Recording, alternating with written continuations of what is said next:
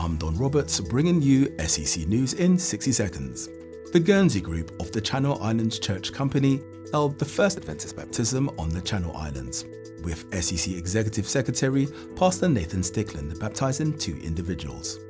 450 adventurers and pathfinders took part in Bible experience testing at Newbold College.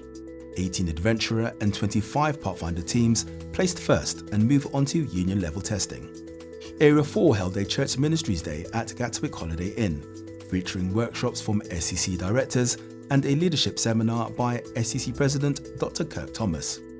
And renowned composer and retired Oakwood University professor Dr. Eurydice Osterman, whose music appears in the SDA hymnal, led a music workshop at Southall Church during her UK visit, which also included time at SEC headquarters and an interview on Adventist Radio London.